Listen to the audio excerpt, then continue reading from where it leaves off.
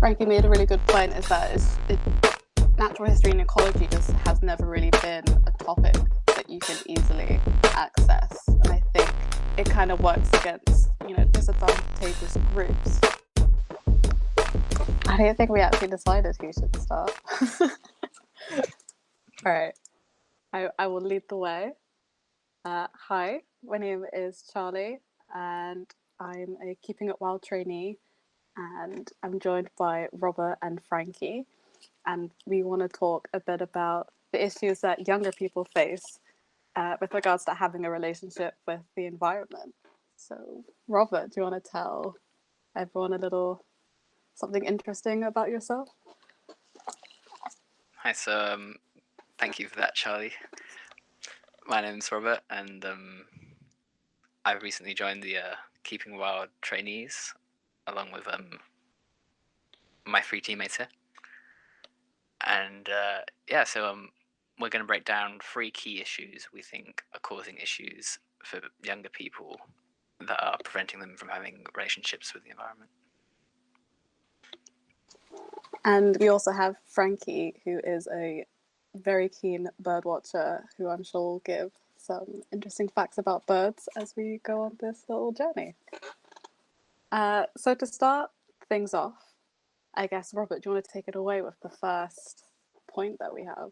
The first point we have is one I feel quite passionate about, is that young people, they're quite often stuck indoors, and usually because of sort of like school and pressure to do well in their exams, and because of that, they don't really have the time they really need to sort of like appreciate the wildlife around them, and it's often seen as like not a priority, because living in a city is sort of like, oh yeah, you're living in a city, you want to get a city job or something. Sort of the wildlife aspect of it is quite missed, and even doing subjects like biology, you don't really get to experience wildlife, and if anything, that should be the subject that you get to experience it in the most. And personally, I did biology at GCSE and AS. I think there was like one occasion where we took out a grid and did a survey in a field, and that was about it. Yeah, do you have any comments to make about that, Charlie? I think very similar experiences, really. Like, I've always loved biology. I did it for GCSEs and for the International Baccalaureate, which is a random one, basically A levels. And yeah, I had like the same yearning to actually get out and experience nature, learn more about the local wildlife. But a lot of the focus is on, I guess, meeting learning outcomes or learning objectives. I don't know if you had those, and just like, learning those to pass the exam. And I think there's a much more engaging way to teach biology and ecology, and I don't think it's being done at the moment. And I guess that's kind of compounded or added to because of coronavirus, right? Because we're now all stuck inside, and you can get like a little glimpse of nature through your windows, but it's not a real way to experience or learn about nature. Did you get to go on any fun like school trips, Robert, to get out, or did your parents take you out on any like outdoor activities to do? I mean, yeah. So quite often my parents have taken me on walks around local green spaces, and I was in the Scouts since the age of 5 to about 18. Do you think Scouts should be mandatory for everyone? Yeah, I think Scouts is quite important, really, because not only are you getting that sort of like experience outside, but it also helps you to sort of like build relationships, make friends, and there's a lot of other sort of like key skills you learn with Scouts that you might not necessarily learn in other places. Sounds very practical and quite relevant if you do manage to get outside. Frankie's saying that field trips were very rare for him when he was at school, but when he did do them, it was very enjoyable. I think that's something that we can probably all relate to. I don't think the classroom is like the right way of learning for everyone, I guess. Yeah, I think it's more of a thing sort of like younger in the school, where you go out on these field trips to experience that sort of thing, but then it sort of phases out as you get older, when really that shouldn't be quite the case, because when you're younger, sort of like everything's sort of like, wow, this is really good, but it's like when you're older that you really develop your interests for things. So not giving people the opportunity to develop their interests for being out in wildlife and wild spaces is a big missed opportunity, I find. So I guess, do you think that maybe as you go into high school and like start studying for GCSEs, that learning about local ecology and natural history and about the world around you, do you think that's lost a little bit then? Yeah, I would say that, and I think that brings us onto our second key point.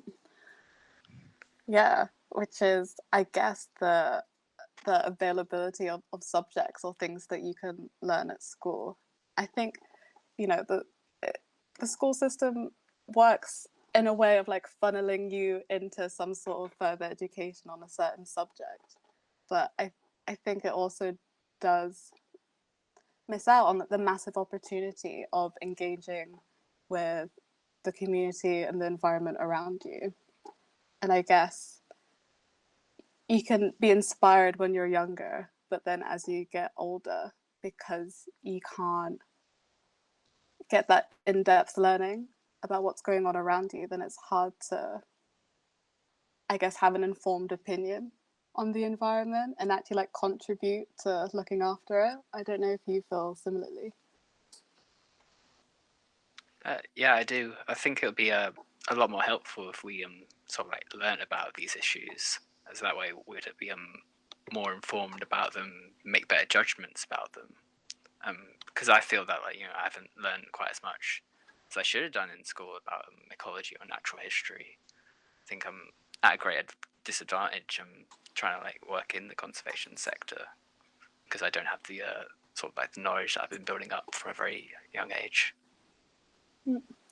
Frankie made a really good point, is that natural history and ecology just has never really been a topic that you can easily access. And I think it kind of works against, disadvantageous groups who don't have the like wider family or like really into parents who are going to like force you to have those experiences and like learn more about ecology. But I have been like hearing some things in the news about they're thinking about introducing a natural history GCSE, which could be quite interesting, and it could lead to people or kids engaging with local wildlife, because we do have so many nature reserves that, especially in London, there's so many that are accessible. But I guess maybe because people don't know about it and they're not accessing it. I don't know. Do you have any other thoughts on what else is stopping young people from engaging with nature preserves? I think that some of the nature reserves, quite frankly, aren't getting the proper maintenance they need. For a nature reserve, yes, it's important that the wildlife gets the appreciation it deserves, but also you want it to be more accessible and more appealing to other people to be able to come into these reserves and see the work that's been done and know that it's going towards a good cause, as that's the sort of thing that will encourage more people to take an interest in the subject and get more people working on issues like these. I think it also, provides a positive space for people who are just already into natural history and ecology, like Frankie. He's been saying that he loves learning about the environment and natural history. So being able to access places like this, where, yeah, as you said, there are experienced people who can tell you more about the history and the successes and challenges that they've faced. And I think it's quite important, but the places need to be maintained. Like, who wants to who wants to go to a nature reserve that's littered? But I guess that could also be, part of a larger problem about social responsibility, but that might be a bit much to go into now. I think we've identified 3 key things that are providing barriers to young people engaging with the environment. And that's like, we have the education system and like the lack of focus on ecology. You have like being stuck indoors and not being able to get outside and access the nature spaces. But then there's also the fact that a lot of these nature reserves aren't properly maintained. So do we have any ideas as to how we can start, not completely solve, but maybe like start to think about how we can make it easier and more accessible for young people to access nature spaces and care about the environment a bit more? I think one thing we could do to start is just sort of give young people more options in school, and maybe that'll fix multiple issues. So if we offer sort of like classes about local ecology and natural history, they might have associated trips that you need to go on in order to really appreciate them, and therefore getting people out of the classroom and getting people to experience nature more. Yeah, I think that's fantastic. Definitely more field trips are needed as well. Like, why should we be stuck in classrooms? The environment is so important for, our health and well-being, and we literally depend on it. So yeah, I think that's a fantastic idea, getting out there more. Hopefully the natural history GCSE will be something that actually happens and is offered. So Frankie's made a good point here. Rory said that nature could be treated better when it comes to habitat maintenance and education about natural resources, but it's not the worst it could be. So there is still hope.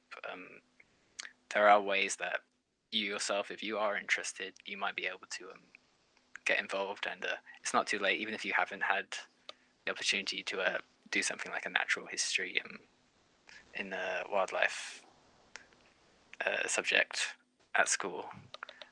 Why not start now? Yeah, we're definitely making progress, and we just need more people to get involved. Well, thanks everyone for listening to a very brief chat about some of the issues young people face with regards to the environment.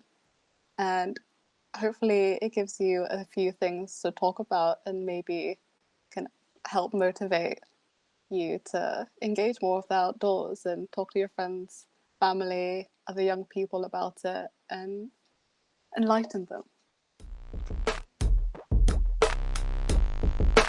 You sign off and say bye. I think that's way less stressful than making a video.